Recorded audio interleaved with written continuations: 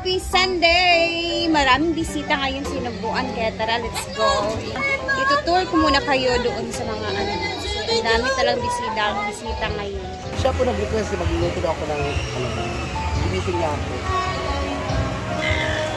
Swimming!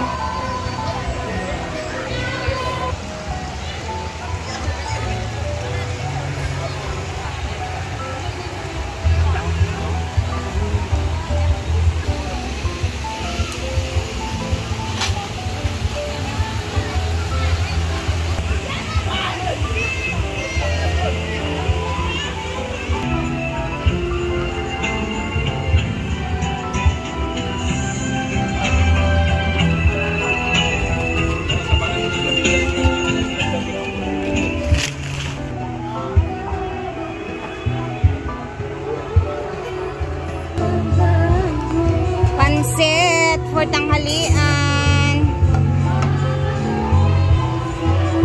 Kain tayong lahat. Yan, dami nating visitors for today.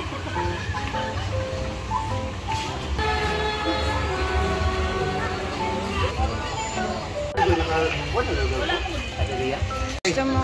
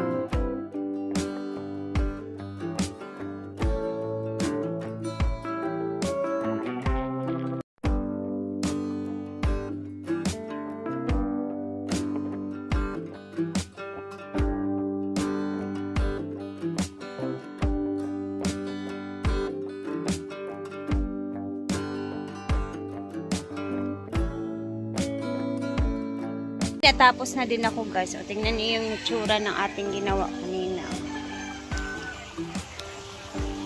Ayan na. So, lalagyan pa natin yan ng mga additional na mga lubid dyan.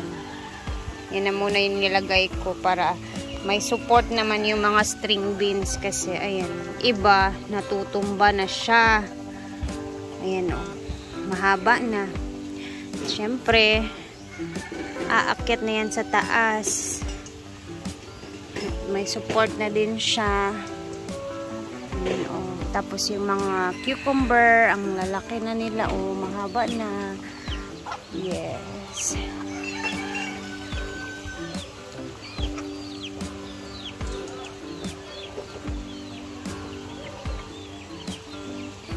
Tapos tingnan niyo yung petchay dito, guys. Lumalaki na din sila.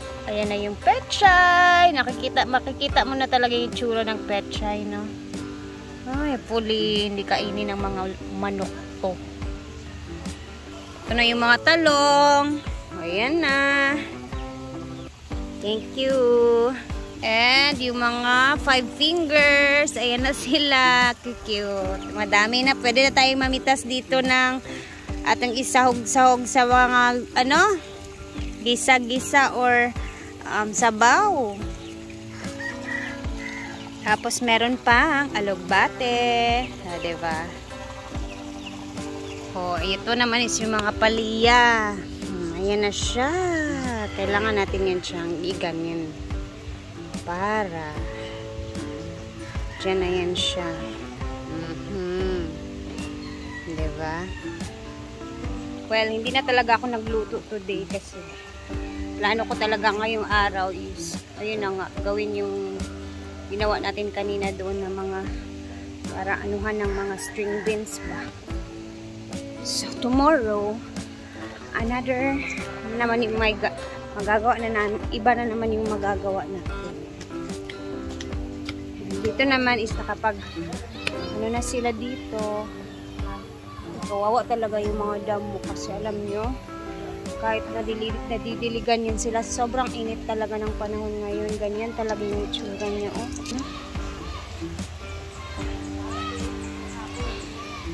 Iba na din kasi talaga yung ano nito, init sa probinsya.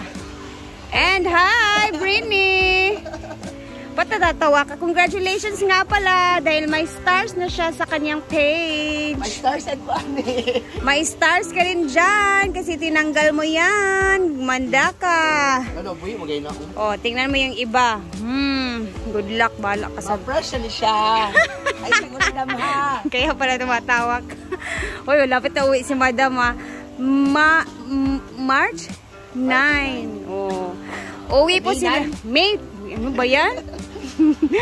Uwi po si Brenda. Uwi si Brenda sa May 9. So, magstay sila dito na siguro mga 4 na oras. 4 na araw kasi may event sila dito sa amin banda. Sa Cagayan. So, uwi sila. Hindi ko alam kung sino yung mga kasama niya. Basta yung mga iba ding mga beshi natin is uuwi din.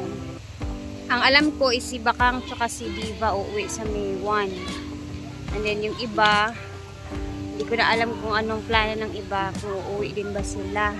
So, ayan, abangan. Ayan na, hapon na dito guys. Kailangan ko na din uuwi sa bahay. Alas 5 na, almost mag 5:30 na ata. So, kailangan ko lang umuwi sa bahay. Kasi alam niyo na, may anak ako. And bukas, mag-school na si Diday ulit. Monday. So, thank you guys for watching. See you again tomorrow sa ating update. Ayan, daming taong dumating. Oh.